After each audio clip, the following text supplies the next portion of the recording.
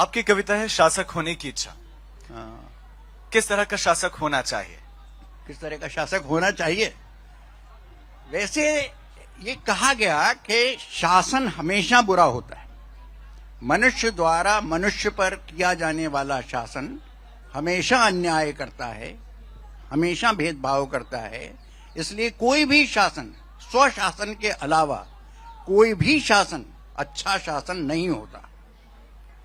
ज्यादा से ज्यादा बेहतर शासन चुनने की कोशिश होती है कि ऐसा शासन हम चुन सकें जो ज्यादा मानवीय हो, जो ज्यादा लोकतांत्रिक स्वतंत्रताएं देता हो, जो जनवादी छूटें देता हो, जो जनता को ज्यादा से ज्यादा अधिकार देता हो। लोकतंत्र भी ऐसा लोकतंत्र हो जिसमें जनता को ज्यादा से ज्यादा अधिकार उपलब्ध हो। लोकतंत्र कई तरह का हो सकता है। लोकतंत्र वो भी हो सकता है जो अमेरिका में, लोकतंत्र वो भी हो सकता है जो ब्रिटेन में, लोकतंत्र वो भी हो सकता है जो हमारे यहाँ है, और लोकतंत्र वो भी हो सकता है जो जवाहरलाल नेहरू के समय में था और आज के समय में। इस लोकतंत्र में बहुत अंतर है। जवाहरलाल नेहरू के समय में और आज के समय के लोकतंत्र में क्या और कितना अंतर? जमीन आसमान का।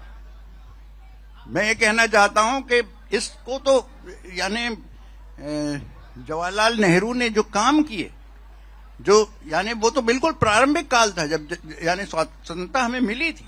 जिस ढंग से देश को के स्वप्न को देखा गया, जिस तरह से देश को बनाने का स्वप्न देखा गया, उस तरह का लोकतंत्र जो तरह तरह से एजुकेशन में काम कर रहा था, शिक्षा पर काम कर रहा था और तमाम क्षेत्रों में काम कर रहा था। एम्स खुल रहे थे, आईआईटीज खुल रहे थे, बड़ी बड़ी इंडस्ट्रीज लग रही थी बहुत सारी। आज उनको पानी पी पी कर कोसा जाता है कि जो पीओके है वो उनकी नहीं, वजह नहीं, से वो है। तो ऐसा है कि अगर आप कोसना चाहें तो किसी को भी कोस सकते हैं। अब तो गांधी जी को भी कोस रहे हैं लोग। कोसने को क्या है? कोसना एक इस बात को सिद्ध करता है कि आप डरे हुए हैं। आप डरे हुए हैं जवाहरलाल नेहरू से, आप डरे हुए हैं महात्मा गांधी से। यही सिद्ध करता है। जितना ज्यादा कोसेंगे आप उतने ही ज्यादा भयभीत हैं, उतने ही ज्यादा कायर हैं बुनियादी रूप से। कवि बेबाक होता है और बेबाकी से अपनी बात रख रहे हैं। शासन से उन्होंने कहा कि अच्छा नहीं होता है, लेकिन आपने कहा फिर लोकतंत्र, लेकिन लोकतंत्र को आपने कहा लहूलुहान लोकतंत्र। हाँ, बिल्कुल ऐसा है कि लोकतंत्र अभी भी मैं ये मानता हूं कि सबसे अच्छी व्यवस्था अगर है तमाम बुरी व्यवस्थाओं में से चुनने के लायक तो लोकतंत्र ही है। लेकिन लोकतंत्र का मतलब क्या होता है? लोक का तंत्र। लेकिन अभी तो तंत्र के लोक में हम जी रहे हैं, ये मुश्किल है। अभी नेहरू जी के बारे में जो इन्होंने कही अच्छी बात। नेहरू नहीं चाहते थे कि दोबारा डॉक्टर राजेंद्र प्रसाद को राष्ट्रपति बनाया जाए। मौलाना आजाद ने विरोध किया कि नहीं, वो दोबारा बनेंगे कैबिनेट मीटिंग में, और उन्होंने मान लिया। बहुत सारे हजारों उदाहरण मिलेंगे कि दूसरे उनके मंत्री जो कहते थे उनकी बात वो मानते थे। एक लोकतंत्र, ये लोकतंत्र था। क्या आज हम आज के शासक से उम्मीद करते हैं कि वो मेरी बात नहीं, अपने मंत्रियों की बात भी सुनते हैं और मानते हैं? ये एक महत्वपूर्ण ये मुद्दा बनता है। जिस मिथ को गढ़ा जाता है कि कश्मीर की समस्या में फिर सरदार पटेल वाला प्रसंग इसमें जोड़ा जाए। सरदार पटेल ही थे गृह मंत्री, और गृह मंत्री के कार्य में प्रधानमंत्री तब कोई हस्तक्षेप नहीं करता था, और वो अब तब प्रधानमंत्री और गृह मंत्री की मिली भगत नहीं होती थी। सबकी अलग अस्मिता थी, अलग अस्तित्व था, अलग विचार थे।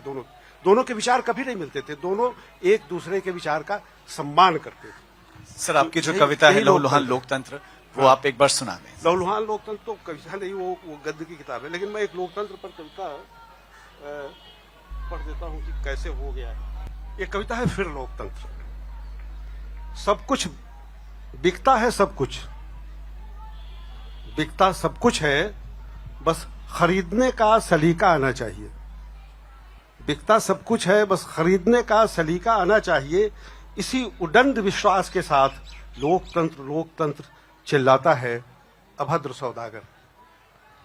सबसे पहले और सस्ते जनता बिकेगी, और जो न बिकी तो चुने हुए बेशर्म प्रतिनिधि बिकेंगे, और यदि वे भी न बिके तो नेता सहित पूरी पार्टी बिक जाएगी, और वे भी न बिके तो नेता सहित पूरी पार्टी बिक जाएगी।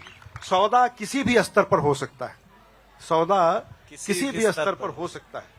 नैतिकता क्या, नैतिकता का क्या, उसे तो पहले ही तड़ी पार कर दिया गया है। नैतिकता को तो पहले ही तड़ी पार कर दिया गया है, फिर भी जरूरत पड़ी तो थोड़ा वह भी खरीद लाएंगे बाजार से, जरूरत पड़ी तो थोड़ा वह भी खरीद लाएंगे बाजार से। और शर्मीली ईमानदारी यह जितनी महंगी है उतनी ही सस्ती। 5 साल में 300% बाप की ईमानदारी बढ़ गई और बेटे की तो पूछो मत। सबसे सस्ता बिकता है धर्म, सबसे सस्ता बिकता है धर्म, लेकिन उससे मिलती है इतनी प्रचुर राशि कि कुछ भी खरीदा जा सकता है, यानी लोकतंत्र भी। क्या बात है, धन्यवाद। तालियां हो जानी चाहिए सर। समापन हम आपकी कविता से करेंगे सेशन। ठीक है, तो ये कविता है इत्यादि। इत्यादि।